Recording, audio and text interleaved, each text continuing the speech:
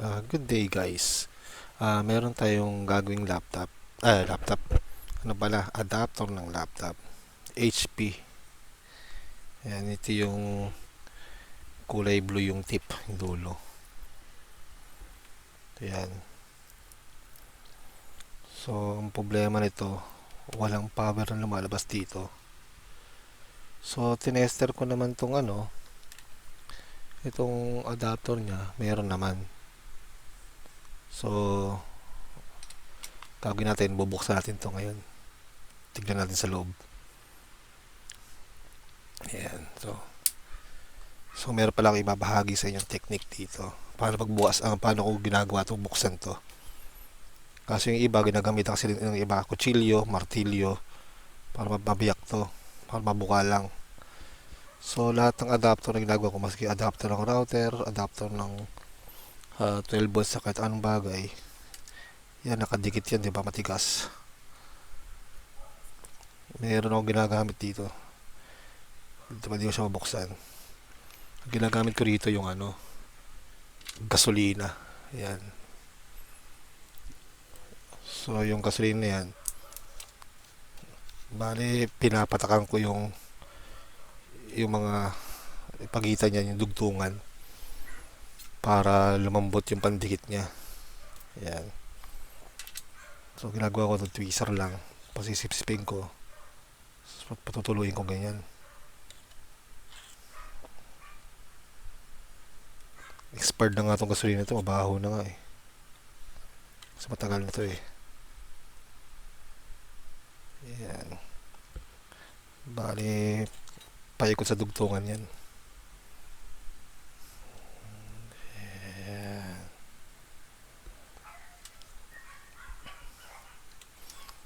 Oops, natapon pa tuloy. Yan. Nasa patakan lang natin yan.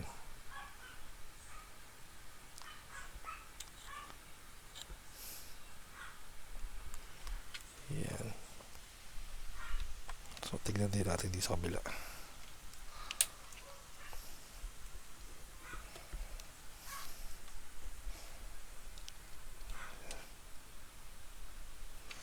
Yan, pag napatakan nyo na yan, saglit lang yan guys. Mabubuksan na yan. Punasan natin. Ayan o. Subukan din kukuhin kung kaya. Ano hindi.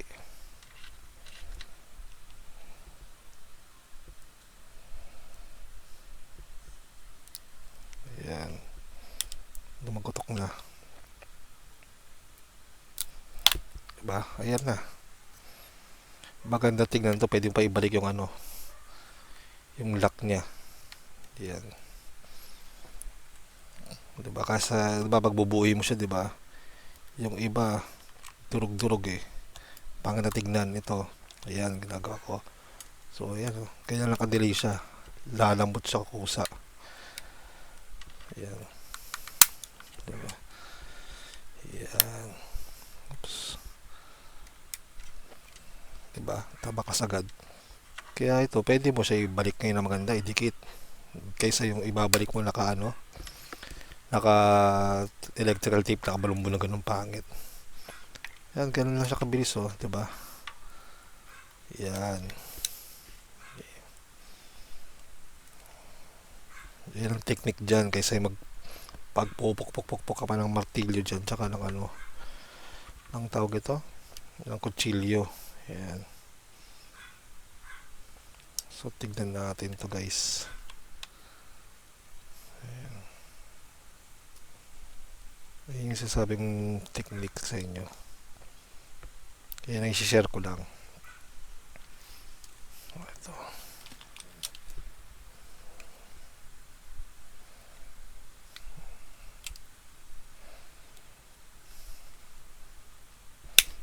Ayan. Nakadikit din kasi ito eh. Ayan. So, 'di ba? Ang bisang tanggalin, 'di ba? Yan. Kaysa yung gumamit ka ng martilyo, vice grip, babasagin mo. At least yan, tulad yan. Ayan o. Pwede mo siya maibalik na maayos. May dikit siya. O, diba? Walang basag. Malinis siya. Ayan. Ganyan lang siya. Diba? Stig. Kung may basag man lang, onti lang. Pero yung di katulad ng iba, pag minartilyo mo, so parang may didikit yan, gaganong mo, gugumahan mo, kaya lalagyan mo ng marami electrical tape, diba? Ang pangit. Yan lang yan, ganyan lang siya. Yan ang technique dyan. So, tignan natin to. Kung bakit walang supply. Panghigop. Tanggalin na natin yung metal shield dito sa ilalim.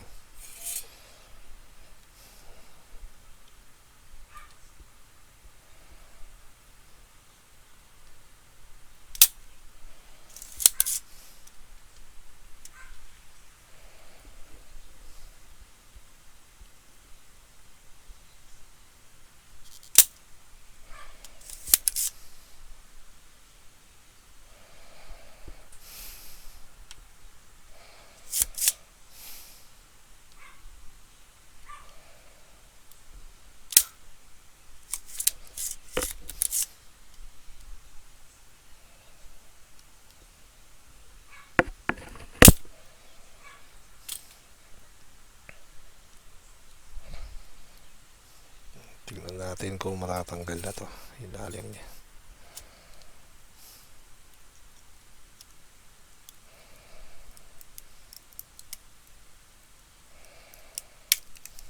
Ayan.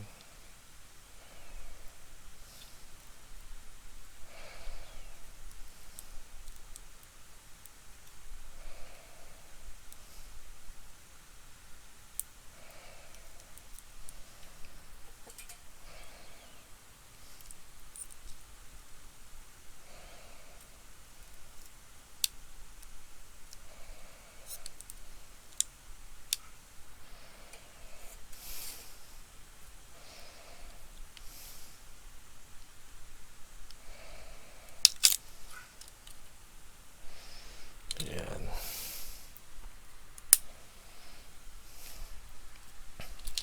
Bali test rin natin kung kung buo yung fuse. Punta na tayo sa sa buzzer mode. Ayan. So, asan yung fuse? Ito yung fuse, oh. Ayan. Tingnan natin kung buo yan. May cover pa.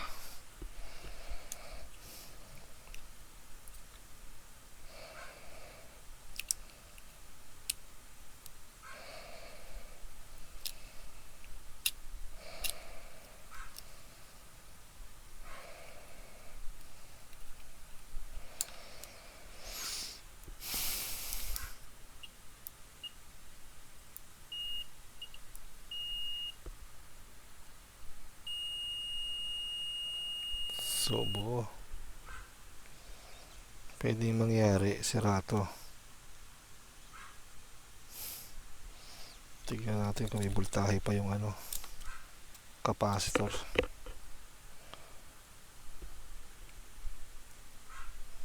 Ako, may voltahe pa, malakas-takas pa to, 180.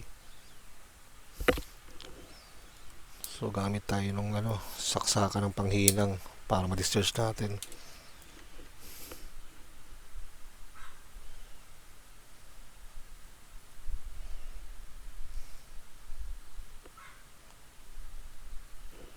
Ayaw maabot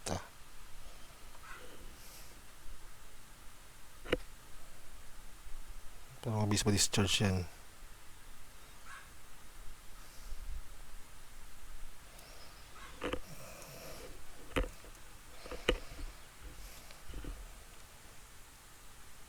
Diba? Wala na agad.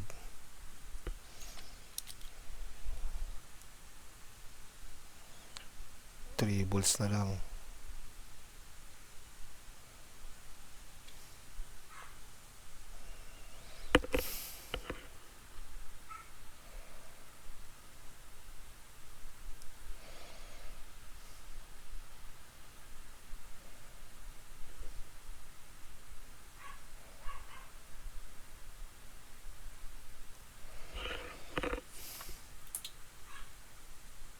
Ayan, 0 volt na.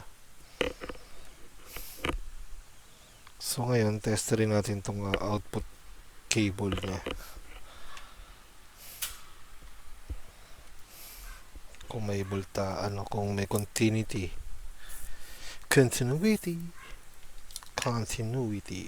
Hehe. Balik tayo sa buzzer mode.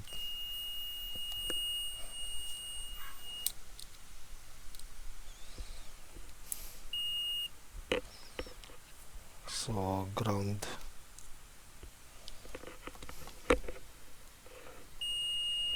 Meron positive.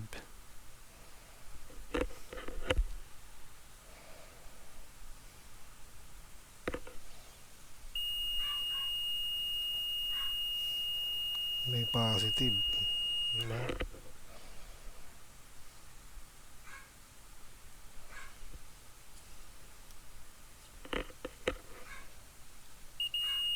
May positive siya.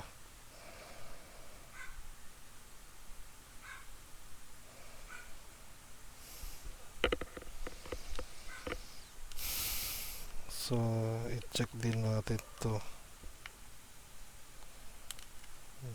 linya rito. Pero may pumasok na voltahe eh. So, ibig sabihin good yan. Sa kabila.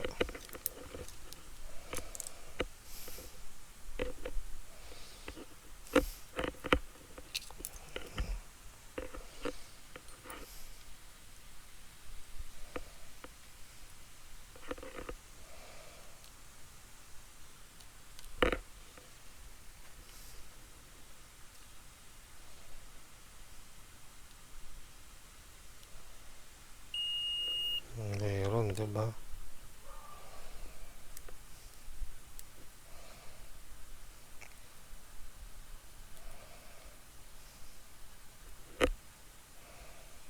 So, ang tanong, bakit wala siyang output? Yan, no?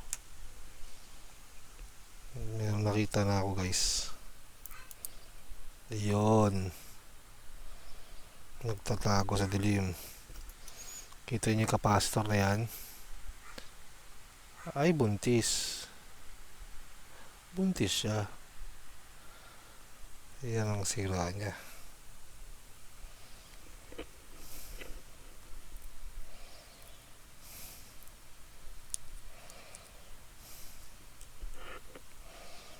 Ay, buntis. Ay, buntis.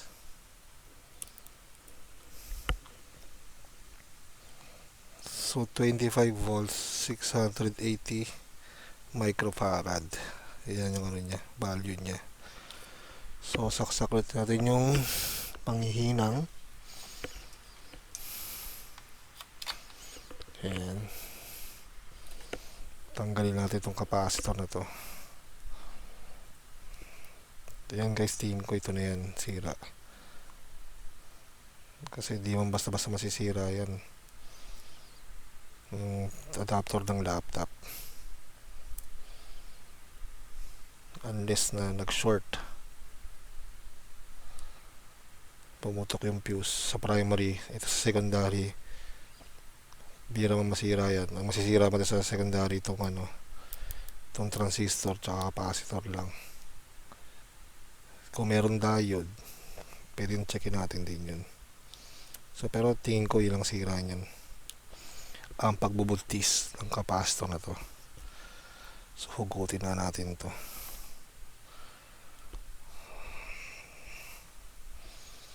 So, tatabunan din ng silicone na pinang type nila.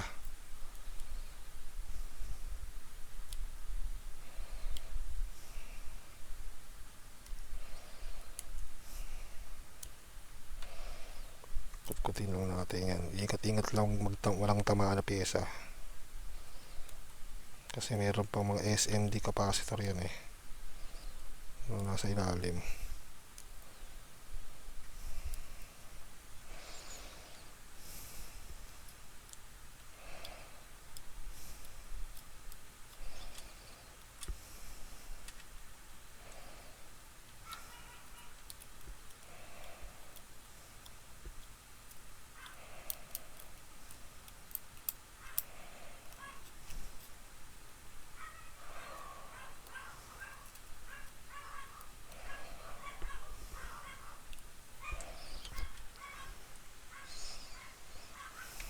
So ito.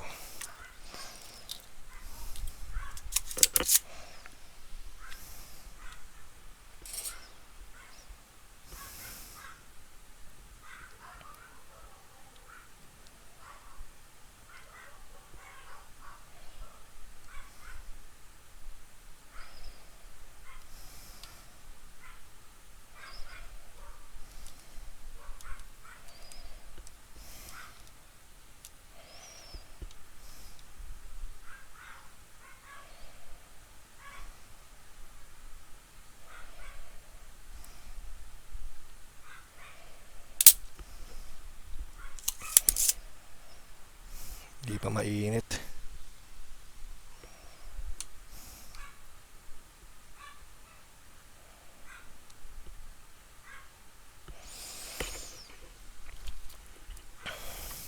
Lagyan natin ng bingga.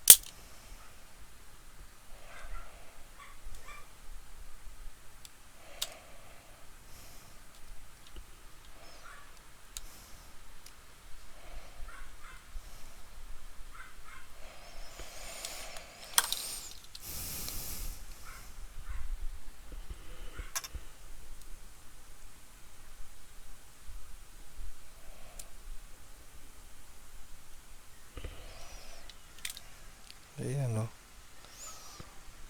Tignan nyo guys, oh. Kita ba? Puntis.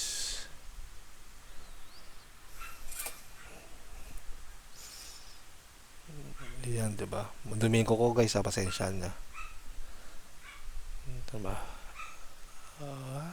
Puntis.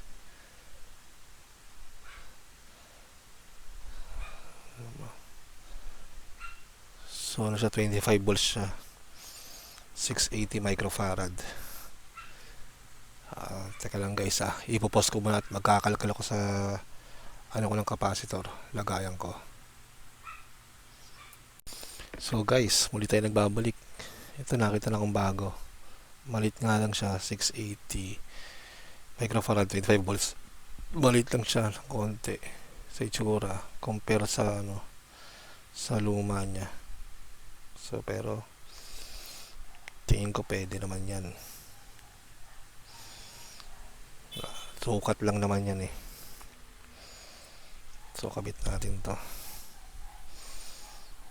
Ito guys, may makikita kayo dyan, oh. Yung maitim na yan, natuldok, dyan dadaan yung negative. Dito yung positive sa ano, sa capacitor. Di bali, sa capacitor may guhit yan eh. Yung guhit na yan is negative. Kasi ito wala. So pag ganyan siya,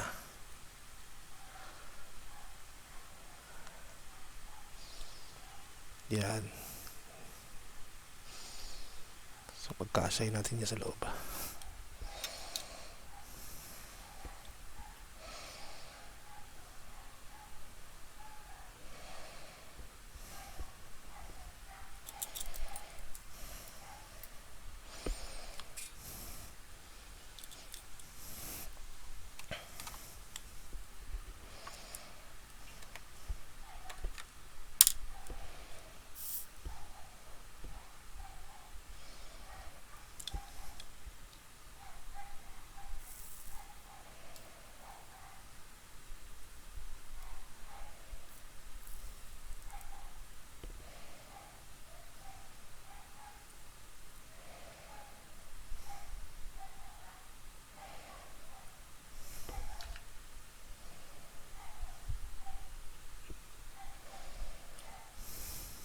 Ayusin natin, magkakahinang lang.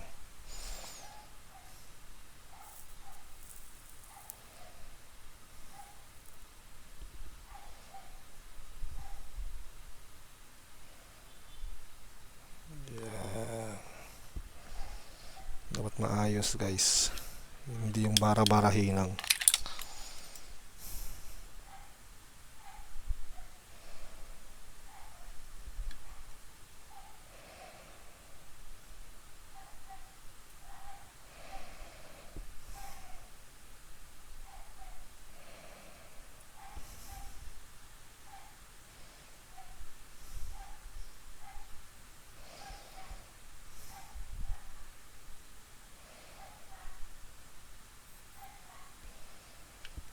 Yun o.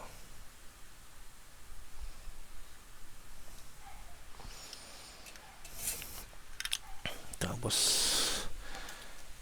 putulin natin. Sobrang paa.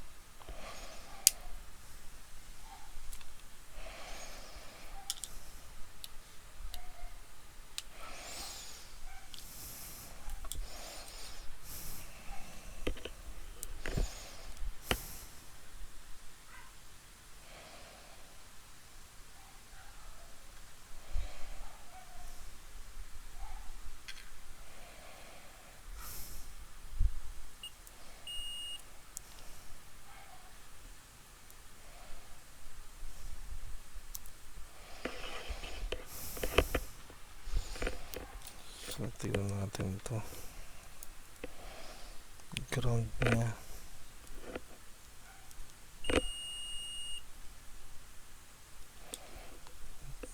So, ground sa loob.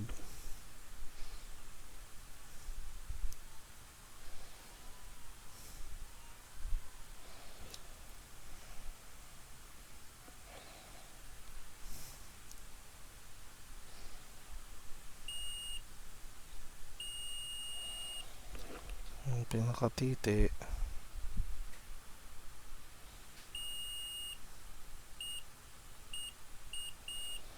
Yan. Tatlong wire kasi yan eh. So, ground. Positive. Pinakasot dito. ID. Yan, isa.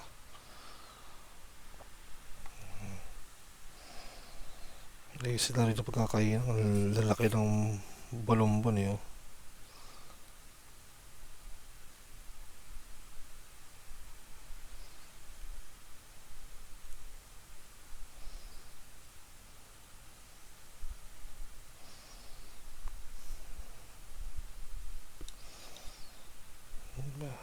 Okay.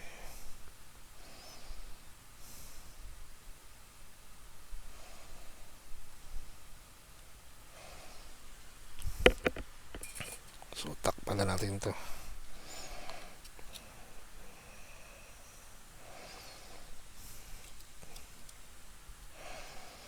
Para iwas kuryente rin para pag tinesting natin.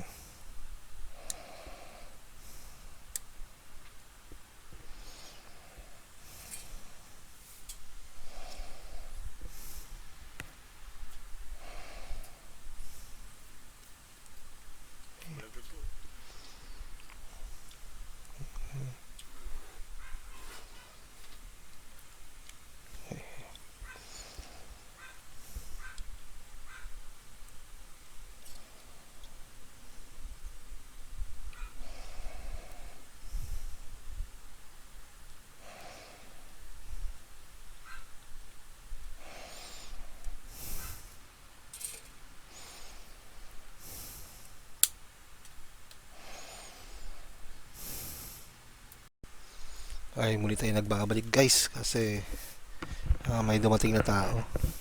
Kaya pinos ko muna. Pasensya na, di ako napagpaalam kanina na pinos ko yung video.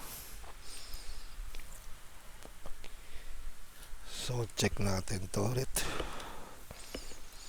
Kasi itong itim is ground. Ay, di kita. Itong itim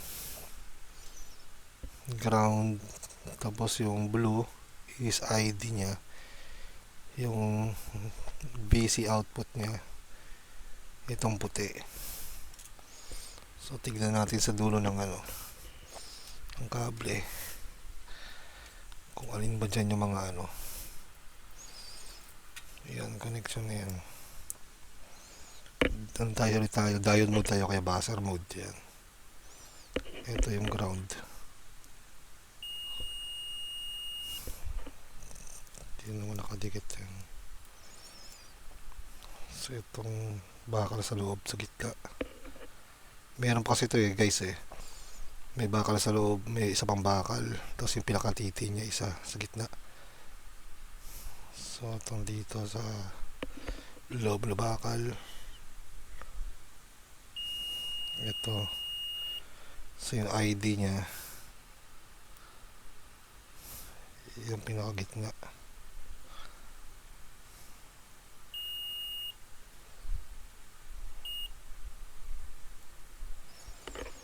Yan, sige, testing natin kung ano ba lalabas sa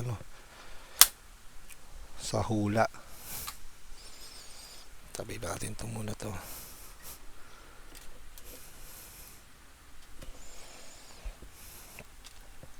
So lagyan natin sa kaha niya muna for safety.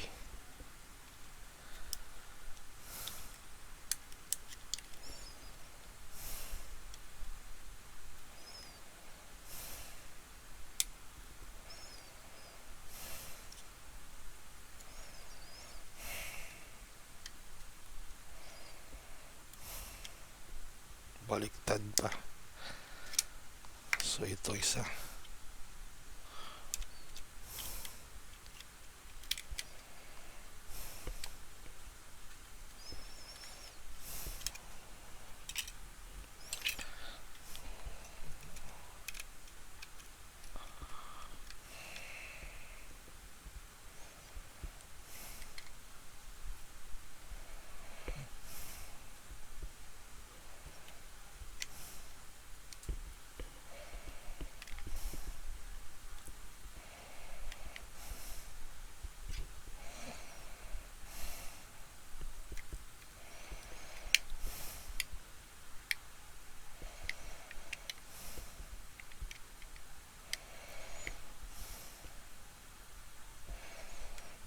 Ayan, sumuksok maayos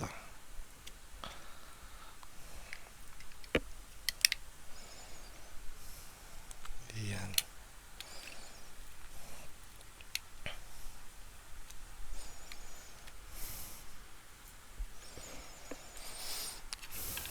Tapos yung saksakan niya, ito.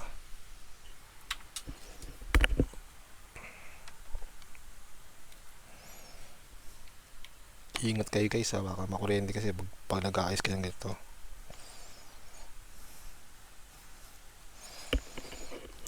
Ayan. Tapos tanggal natin ito, mga kalat na ito para safe tayo.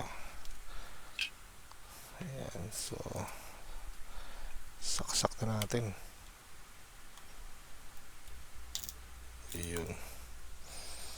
Tapos punta tayo dito sa voltage tayo sa 200, lagay natin. So yan, kita naman. So negative is itim, positive pala yan, negative pala itim, tapos positive puti. So yun, meron ng voltahe 20 volts. Ayan, 20 volts.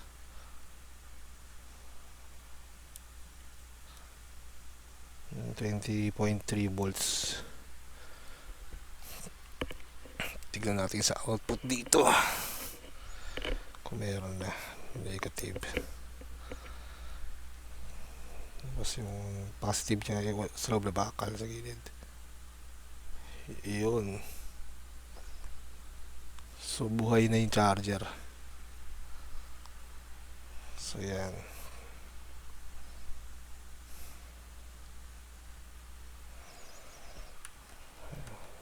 Makaligi.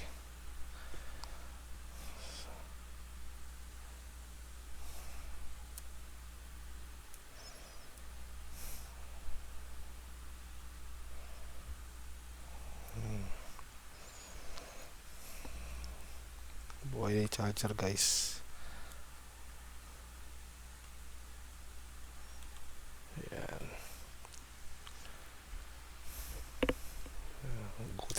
natin.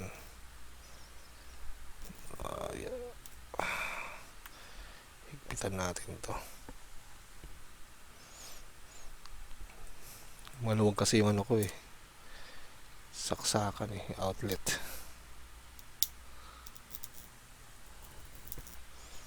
Ang gamit tayo nito.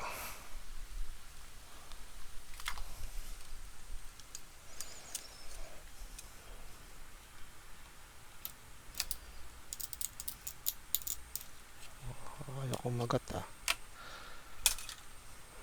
sa kabilang saksakan.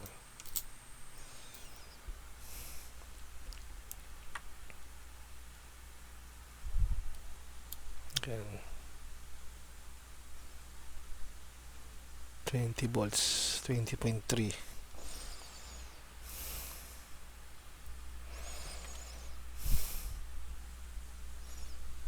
Yan guys, 20.3. So ayos yung charger natin. Ayan. Di na siya intermittent kasi minsan bumababa siya. Kaya hindi na stable na yung output niya ng 20 volts, 20.3 volts. Yan. Dahil lang dito ang problema sa capacitor na to. Hindi ko kasi matetester tong capacitor na to eh. Kasi yung ESR tester ko, hiniram ng kuya ko. Yan. Kaya wala. So, good naman yung palit natin brand new naman palit natin capacitor. So, yan. Sureball na yan. Diba? So, ngayon, isasarado na natin to. Huwag nyo basta-basta hawakan yan kasi meron pa tong natitirang voltahe. Yeah. Yan. So, dikitan na natin to.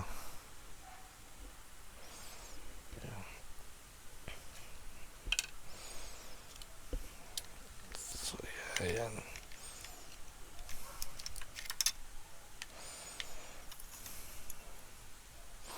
Gamit tayo ng mahiwagang B7000. Ayan. Dikit natin to. Ito guys, kapalan nyo na to. Ang lagay. Hindi katulad sa mga LCD na ginagawa kong cellphone. Manipis lang ito, kapalan nyo na to. Kasi ang curing time nito is 30 minutes to 1 hour. So, ang ginagawa ko dyan, hanggang 2 hours ko yan. Ano ko. Yan.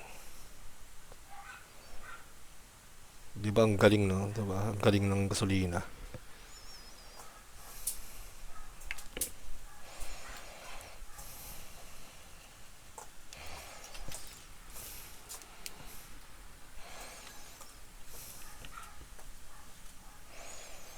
Huwag mahawakan to yung capacitor na malaki nakakakuryente yan.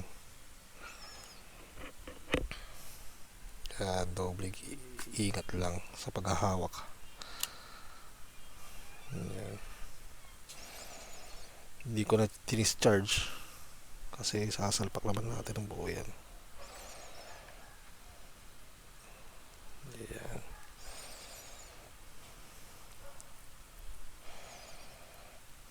Yan. So tulagyan din natin ito rito.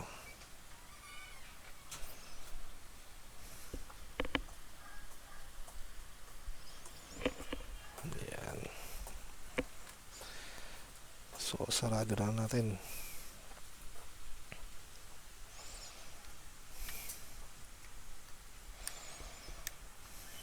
Yan, diba? Ang ganda niya tingnan, diba guys? Ang linis. Pag ginamitan ng ng tawag ito, ng gasolina sa pagtanggal, kaysa yung pupukpukin mo, babasagin mo pa, diba? Ayan, malinis. Nasaan yung basahan ko naman? Kung natin yung basahan ito.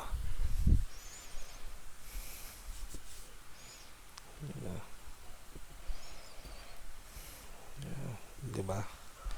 Napakalinis, diba? Oh. Yan. So ngayon yan, gagamitin natin ng mahiwagang goma na naman. Ito pala. Gumahan lang natin yan para ma-press siya. Para pag natuyo, ay kapit na kapit. Urong lang natin yan dito. So meron tayong naayos na namang bagong charger natin. Diba? Kaysa mapunta sa basurahan, kung kaya naman i-repair. Diba? Ang unang inakala ko nga yung dito putol to kaya ayaw mag-charge. Pero nung tinester natin ng via continuity, yung linya niya is good naman siya, hindi siya putol yung linya. So nung check natin yung loob, yung mga parts niya via physical check-up, yun nga, nakita nga natin is ang capacitor buntis. Kasi ang naging sakit nito guys, mag-charge yung mula sa mawawala, unti-unti mawawala yung supply. So hindi stable yung supply niya. Gawa lang ito, yung capacitor buntis na. Diba? Dapat nga tataasan ko sana to ng 680 microfarad by 35 volts sana, kaso naubos niya.